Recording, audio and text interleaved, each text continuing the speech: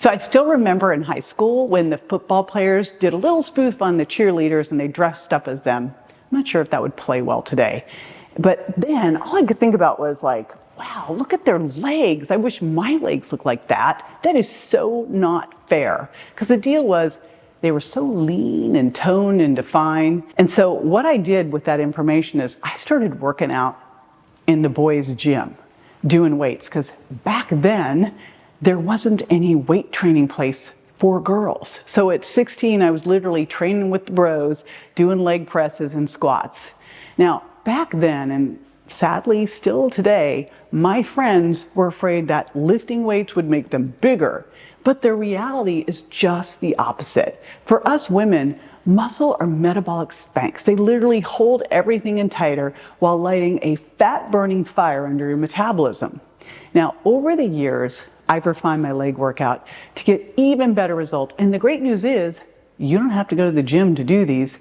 And some of these will probably surprise you. So before I get into the actual exercises, it's coming, I want you to understand your anatomy first. So let's talk first about your thighs. Your thighs, you have your quad. So we have your rectus femoris, one muscle of the four quads. And then we have three of the vastus group. In the vastus group, we have a middle and one on either side. So that's the first part of it. And then we have adductors through the inner thighs. The way you remember is add, pull it together, and abductors on the outer thighs, push it out.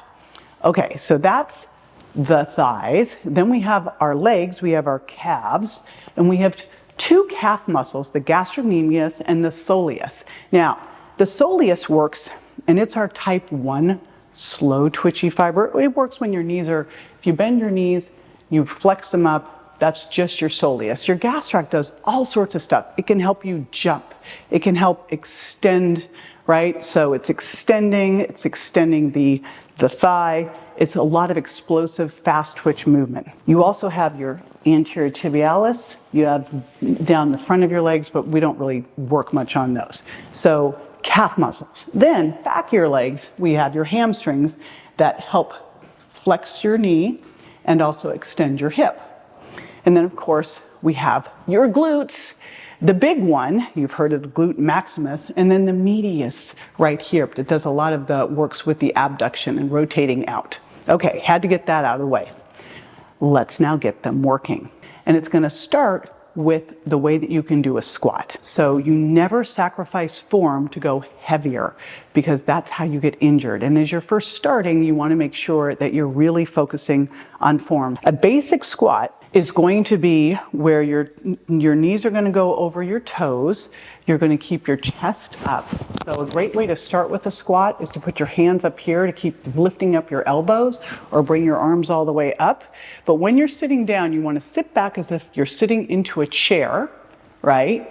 And so notice I'm not tipping forward, I'm not lifting up my heels because we want that ankle mobility here too. And then you're going to come back up again. Ideally, you're coming down so that your hips are level with your knees and you're taking your thighs parallel to the ground. So that's just a simple way to start with it. Again, I can do it with my hands here. I can do it with my hands here. I'm not using any weight to start. And when I teach someone to do this, we start with no weight to begin with. And if you're uncomfortable with it, one of the things that you can do is use a TRX. The different ways that you can hold weights here. You can have a barbell across the front that you would put right here. You can have a barbell across your back. You can put on your back. You can hold a dumbbell. This is called a goblet squat, right?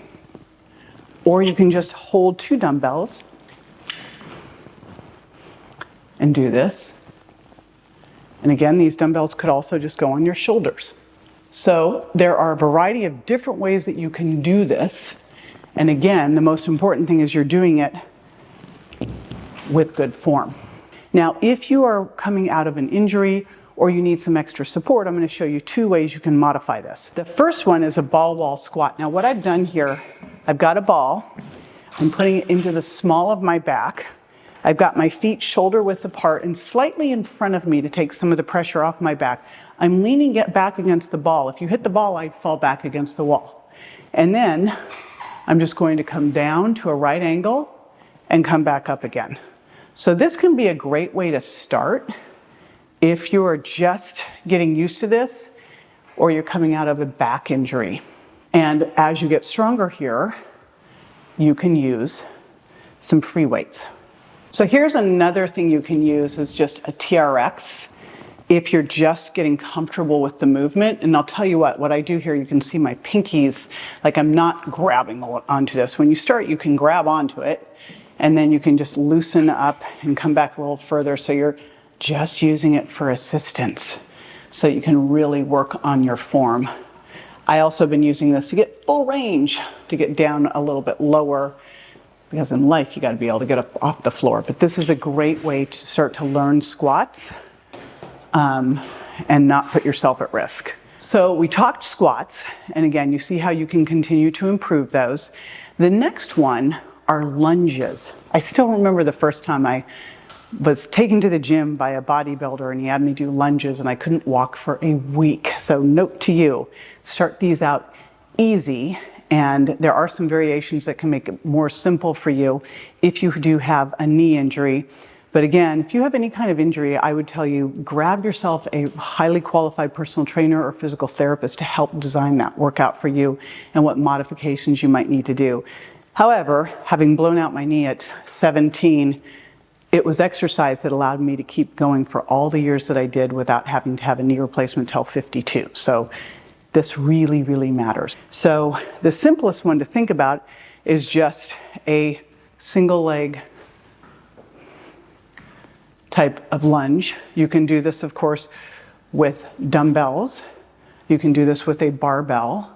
Now, modification of this is to step out and to not move. It's just to go down and up, which then, of course, also involves balance. And the important thing with this is that you are driving down with your back thigh. And where you'll really feel this, besides the balance piece of it, is in both your quads and glutes. So that's another way that you can modify it. The other thing that you can do is you can use a TRX here. And you can use a TRX to just do a single leg type of lunge, or even down here, using it to help you balance going up and down. So that's another way to use a TRX. And the next thing you can do for a TRX, if you're just, again, working on balance to start, is you can just use it to help you so that you make sure you don't go flying.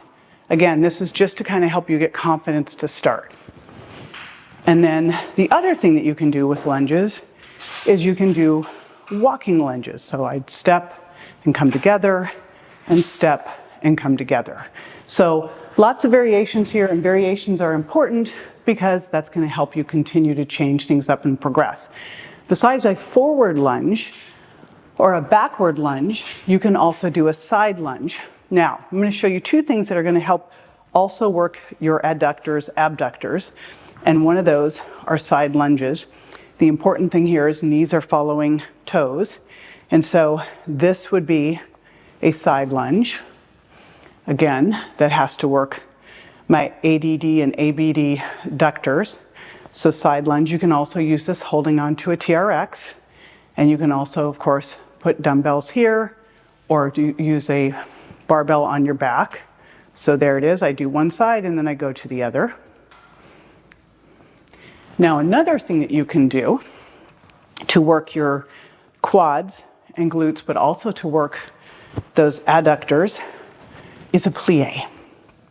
And in yoga, this is called a goddess squat. So this would be a plie, big for your inner and outer thighs. And I'm going to show you how to hit that even more.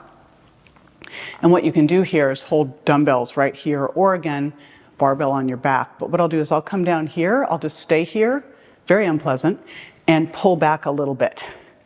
And that little micro movement is going to work my ADD and ABD ductors a little bit more. So that is a plie. The final thing that you can do for your quads, your glutes, your calves is a step up. Now this is an 18-inch step up, step bench, maybe a 20-inch, I'm not sure. The important thing is for your step bench is that it's stable and that you do not break a right angle at your knee. and your hip. So for me, at 6 feet tall, I can do this high of a bench. It might be better for you to be at a 12-inch or an 18-inch.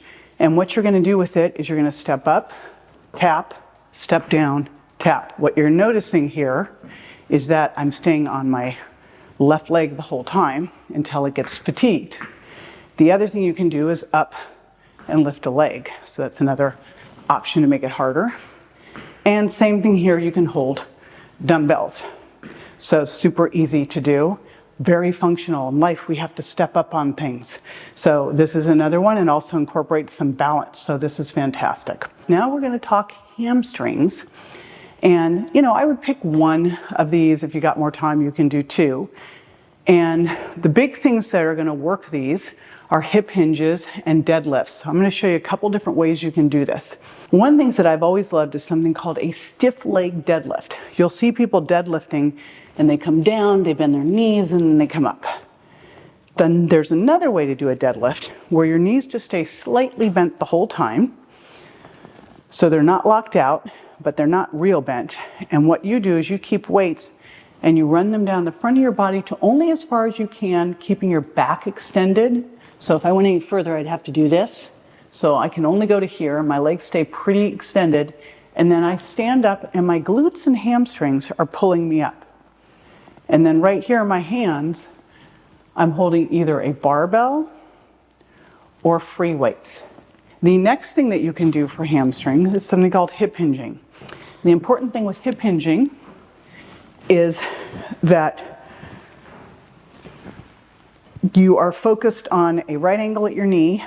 You're gonna drop your hips down and then you lift your hips up as high as you can, fully extend. I like to do this with a slight turnout of my feet with my knees following my feet so I can work more of my gluteus medius as well.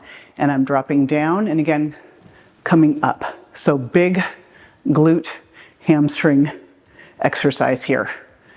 And the way you can make this harder is to throw a barbell right here or hold a dumbbell right here. And that's how you can increase the intensity of this, but you really want to get up here and squeeze. Now there's another way you can do this using the ball, and there's a multitude of ways you can make this harder for yourself. And what's cool here is you can see how you can have an exercise ball at home and do a variety of easy exercises. Now the first way you can do this is the easiest way, and that is just putting your feet on the ball and lifting your hips up. However, if you really want to pull in your hamstrings and glutes, this makes it a lot harder. And that is coming all the way to a bent knee and down. So this is my preferred way to do this. Once you get really strong, the way you can continue to challenge yourself with this is to have one leg come up. And you do a single leg. So again, and you can see how you can continue to progress by putting more body weight over it simply by bringing a leg up. The final thing that you can do at home is mimic a hamstring curl at the gym. And here's how you do that. Heels are on the ball, lift my hips up, and I pull the ball in, push it out. You'll also feel this hamstring and calf and glute. And as you get better, it becomes a single leg. Now, you can include these exercises in your resistance training plan, but if you're watching all this and go, I have no clue where to start, JJ, I gotcha. I created an 8-week plan for women that you can download for free at jjvirgin.com/power. And basically it's a free guide with my favorite home gym essentials, a quick start workout plan, and a handy progress tracker so you can watch all of the amazing changes that go through your body, like getting stronger and getting more defined over time. Okay, now of course part of this, you want to get stronger, you want to get fitter, and you want to get leaner too. So check out the next video on how to get leaner and drop some body fat fast.